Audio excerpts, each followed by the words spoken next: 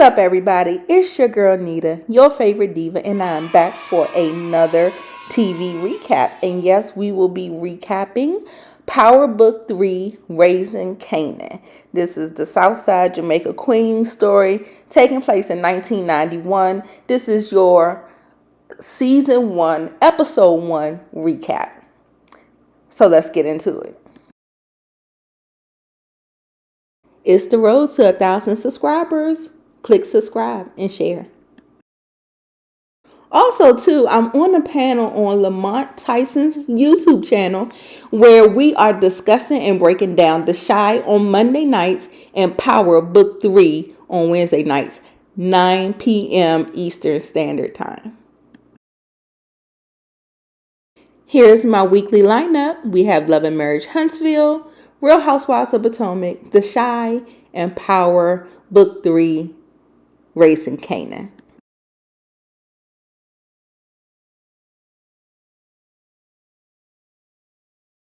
It all started in 1985.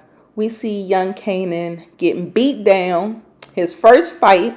We see Jukebox being held back, and this is the younger version of them.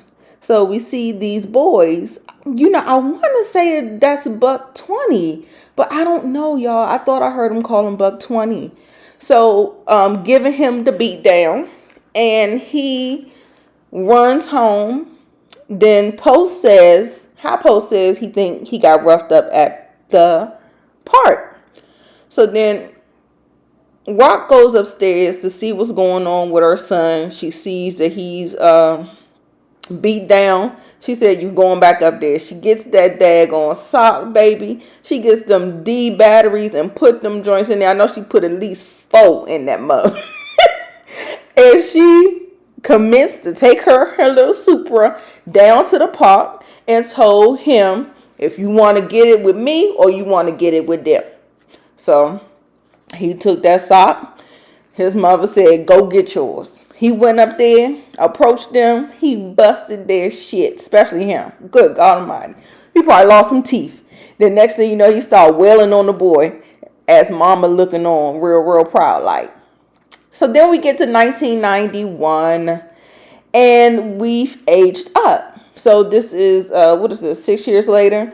We see Rock in the principal's office with Kanan, and she got this happy smile on her face because the principal is telling her that Kanan is something special. He's very, very smart. He's very intelligent, which I don't really get. But, okay, so all of these boys are just so smart or whatever. So she's happy. He really doesn't want to do it. He's sitting up there making complaints, talking about he don't want to go all the way down to the city. Don't nobody want to do that. This is his old mindset of trying to just flat out not do it. But Rock, she tells him that this is an opportunity for him to really do better and be better for himself. Soon as they come out the principal's office, it's a fight that breaks out. She was like, "Oh yeah, you got to get the hell up out of here." I like the touch that 50 Cent is narrating, especially for this episode because it's so critical to get a little bit of more context to the story, to hear the added things when we're learning these new characters. I love what his narration brings to the table. So first we see Jukebox, and she is singing. She has a beautiful voice. Kanan walks in. He's like, "Oh yeah, you hear that? You hear that? I know you gotta hear that. That's the beautifulest voice you've ever heard. But don't get it twisted. She's the roughest, toughest girl I know. And he ain't never loved nobody harder." And I'm sitting up here like, oh my God. I'm having like a fit because of where they ended up in Power Book 1. Then we see Davina. She seems like she's kind of like his love interest, but I think he's just crushing on her. She actually is really interesting because he's saying that she's a dime and she don't know she a dime. Baby, she knows she's a dime. I'm just going to let you know that, 50. You may not, but she knows it for sure. She just don't have to be, like light-skinned people are. So she knows she look good. Okay, so we got the crew, we got Fame, we got D-Wiz. I don't think that they put names on the other two, but that's Fame there. Of course, you got Jukebox.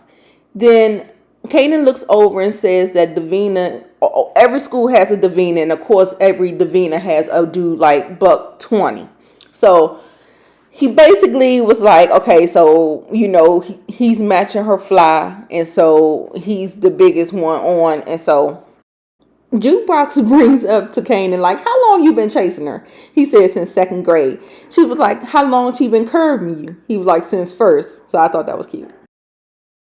50's narration over this conversation between Lulu and Rock. They're going to visit one of the guys that's on the block that got hit. He said somebody came around there and started spraying. Then next thing you know, Marvin walks in. And 50 says Marvin never misses an opportunity to miss an opportunity. And so what I've got from that is that Marvin got some shit with him. So you need to watch him. So Lulu seems like he's very level-headed, and he said, 50 Cent said that was her right-hand man. So those are really like the business partners of this operation. So this arcade that they go to apparently is on 140th. And apparently, the streets are divided between the two. And he basically peeped Unique getting out the car. And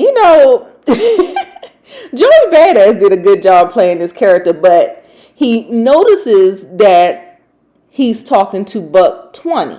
So he was like, damn, I didn't know he put him on. So it was just something to put in the back of his mind.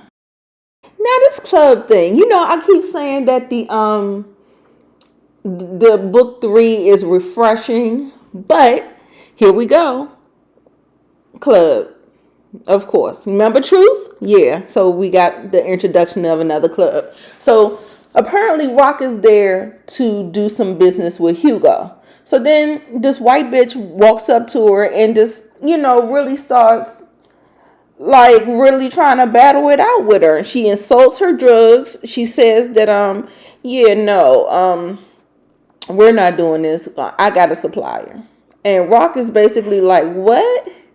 Excuse you? Lulu said, let me talk to her for a minute. Because, level heads prevail. Because, I think the white girl, she just started off on the wrong foot, which set the tone where Raquel just went there like that. So she walks away and walks to the bar. And who does she see? This is my new Julio. Remember, I used to love me some Julio. So Symphony, his name is Symphony, and they seem to hit it off, and I like the vibe that they were giving each other. Then Lulu said we're gonna do business with Hugo another day.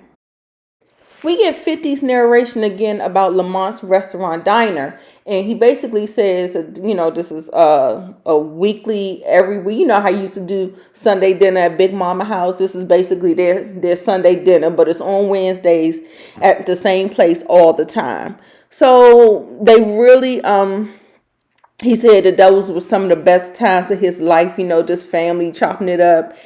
Then Fame walks in, of course, and he has his sister.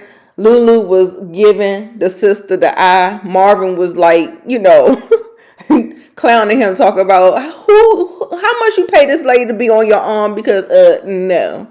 He's like, man, this is my sister. So they asked him to actually come sit down and eat.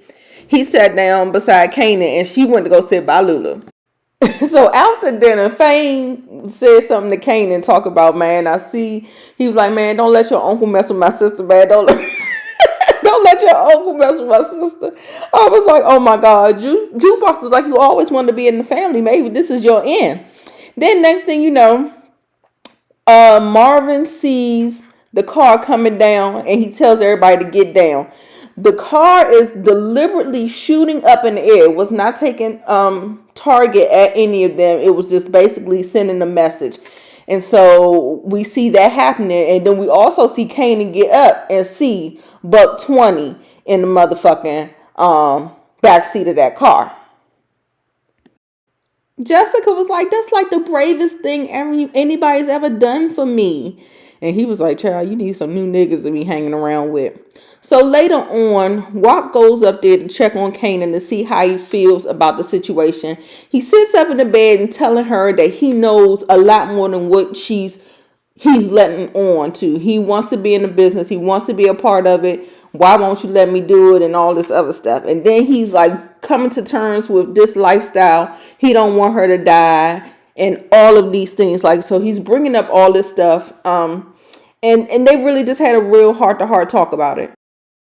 So Rock go to meet up with Unique to have this parlay. And he basically was saying he was just trying to send a message. Wasn't nobody being targeted. He was like, this man, y'all came after my family. You know what I'm saying? Like, I don't care if you shot up in the air. Don't do that shit. Like, that's not what we out here doing. He was like, all right. And so they was trying to come to this agreement about the streets and the territory. So because Rock has seniority on the block or whatever, and he just came to play after his brother got locked up for life, he actually was telling her that they're trying to broker this deal between 140th and 143rd, and then she gets 144th through Sussex or something like that. And so he was like, she said, she's referenced about, Post told her about getting down on her knees because it's hard to get back on her feet. And so basically they came to an agreement with this parlay, and word is bond. And if you don't got your word in this game, it ain't shit. So that's what it is. We got the white snow bunny. Fuck it. I thought she was fucking Symphony, but that looks like it might be Hugo. We have not met Hugo, but she's having sex with somebody. We know she works for him. She probably slutted her way up. So that's where we at. So she kept on smelling something, like, what in the world is going on? What is that I smell? She kept on, was like, what is going on? Like, it was just something calling her baby. Like the baby must have been, her bond with that dog must have been something.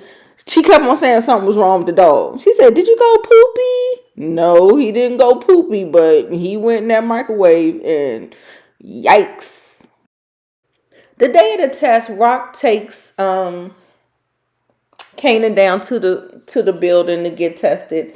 She packs his lunch. She sends him off. She kisses him, talking about you can do it. There's a break halfway through. Basically, Kanan, he basically makes the choice to throw the test. So he answers B on all of them, and he fumbles the ball. He just fumbles it. He brings Rock the dog collar, Bella, medium well.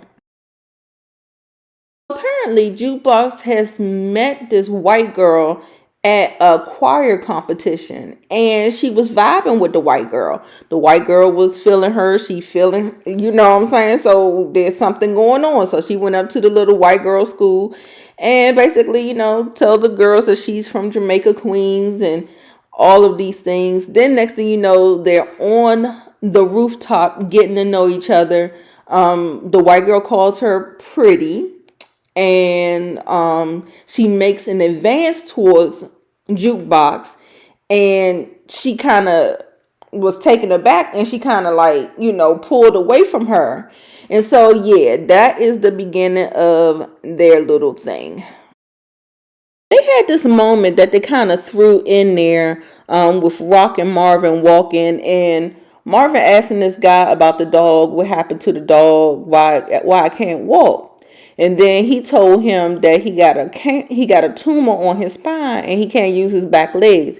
He said, all right, don't give up on family, don't give up on family. So I thought this was an important thing.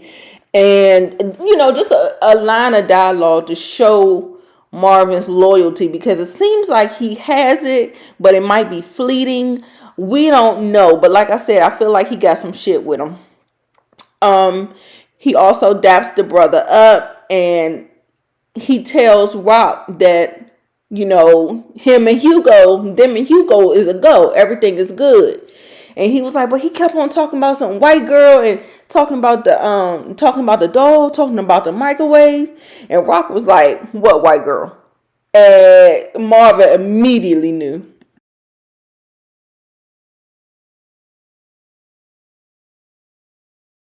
Okay, so Kanan, he basically is on one. So he sees Buck 20 and his crew out there on 140th, trying to be a hothead, not even knowing what's going on. Your mother said that she was going to handle it and get it done. Now you're not in the game, so that's why you didn't know what was going on. So for him to take it upon himself to handle this situation without running it past Rock was absolutely insane. Like, Kanan, he is not the sharpest knife in the drawer. I don't care what he looks like now in book one, but this boy, he just ain't got it. Like, he gotta get it. He gotta click. And anyway, so D Wiz was down for the cause. He ended up doing a deed with him. And yeah, Buck 20 died. And they made it long and dramatic because they wanted to show the effect that Kanan had on it. And of course, put his DNA on his clothes and stuff like that could, cause further stakes down the line. But yeah, Fame and them told him, come on, 5-0 is coming. Let's go. They run off.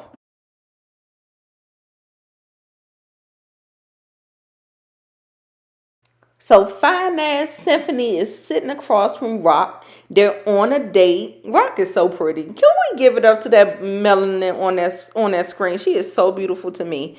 They are enjoying a conversation. They're talking about what he studies. His master degree is in urban planning. He's breaking down some shit in the community and all this stuff. Lulu comes into the restaurant, leans into Rock and say, Kanan.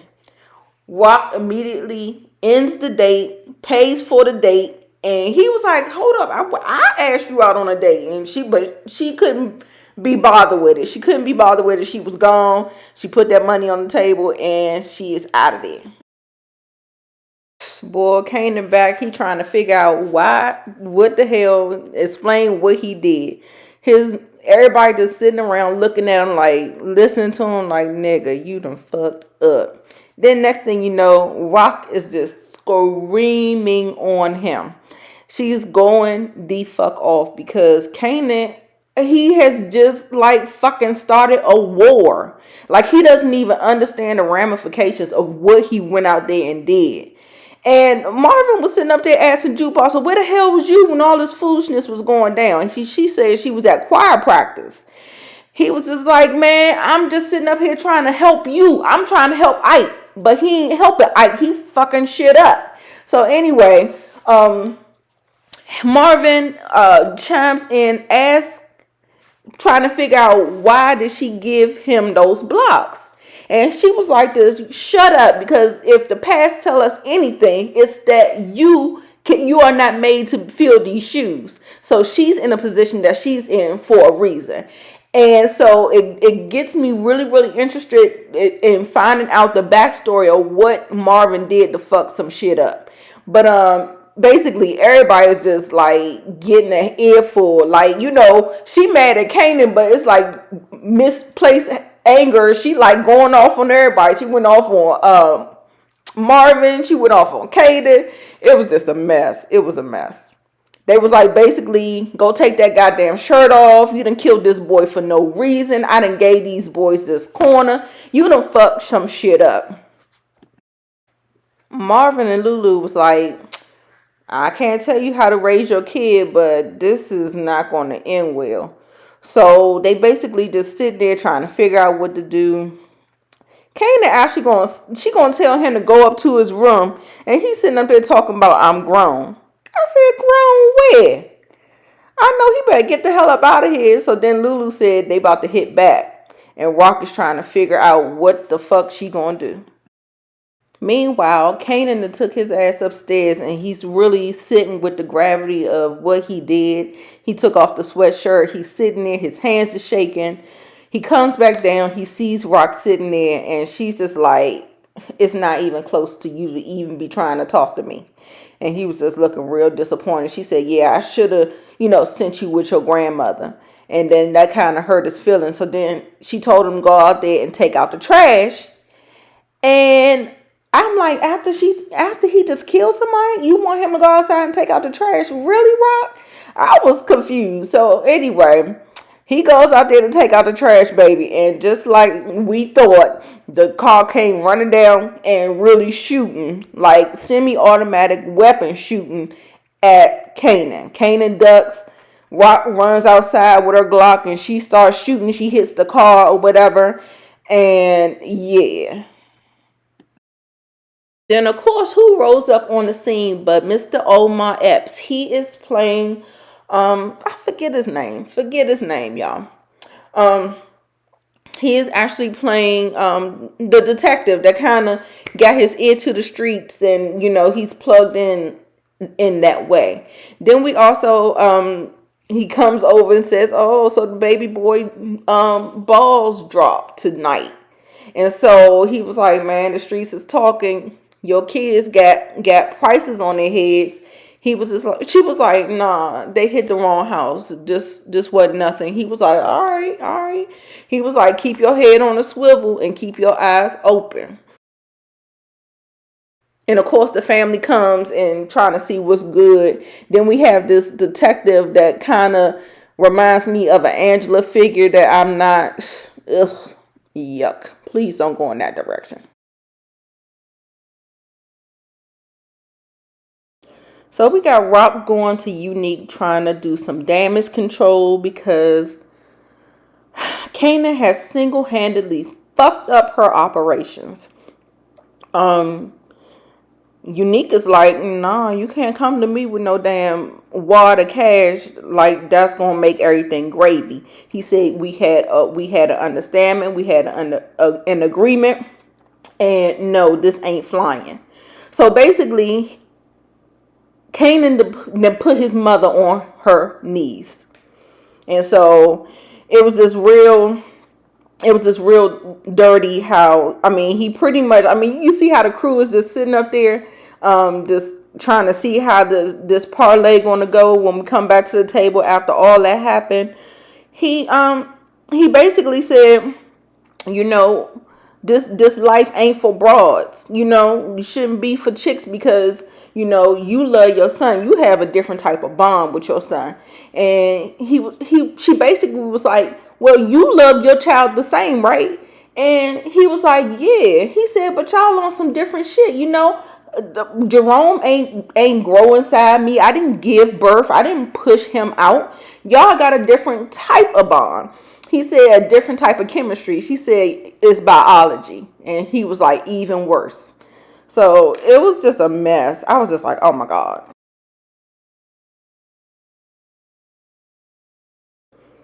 Kanan's sleeping like a baby though. Raquel walks in. She just looks at her son. She's like, wake up. We gotta go. He's like, go where? He assumed he was going over his grandmother's house. But no, Rock ends up taking him to a park or somewhere far away or whatever. She explains to him that, you wanted to be in it, so you in it. And she didn't really give him like what all was going on and what was said. But she basically pointed up to the sky. She said, that's Orion. Orion is the hunter, never the hunted. He said, we gotta be the hunter. She basically was giving him the go ahead and let him know when your back is up against the wall, you fucking fight. So she gave him the gun, taught him how to shoot it and all that stuff like he already didn't know. But, of course, the gun starts with some kickback. And eventually, as Kanan keeps on shooting, his kickback goes away. Like he is totally in control of the gun. Rock is looking like, what the fuck did I just do? Did I just create a monster? and there was no kickback on that gun. He was shooting that joint, and just the look in his eye just looked a little crazy. And Mama Bear is like, oh, shit. Now it's time for some real talk with Nita the Diva. Okay, y'all, so this first episode was quite refreshing. It was the nostalgia for me. It was the 90s for me. And the needle drops, everything. I loved everything about it. We had LL Cool J.